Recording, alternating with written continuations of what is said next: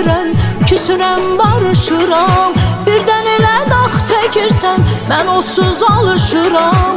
Gözün qaşın gəl deyir, gəl barışal gəl deyir. Baxışların sevdim, sevdim, dilin yıxılır deyir.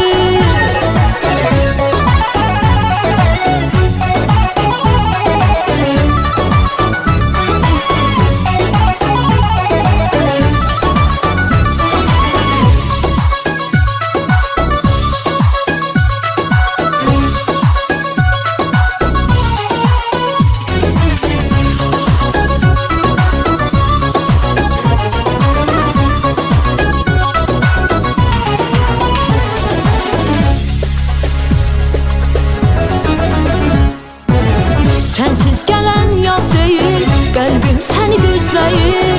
Öldürməkmi qəsdin məni, bu zülümdür naz deyil. Mən əlindən nələr çəkdim, daha bəsdir az deyil.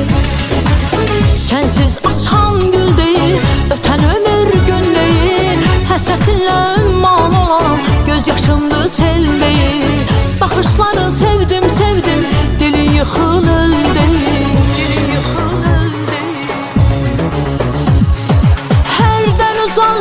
Gəzirəm, küsürəm, barışıram. Birdən elə dağ çəkirsən, mən otsuz alışıram. Gözün qaşın gəl deyir, gəl barışal gəl deyir.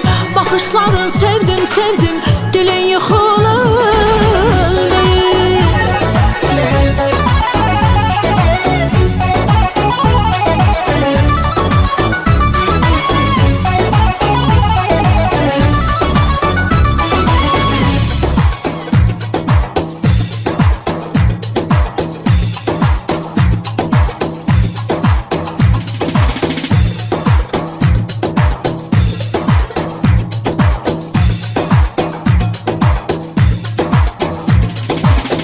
Gözün qaşın gəl deyir,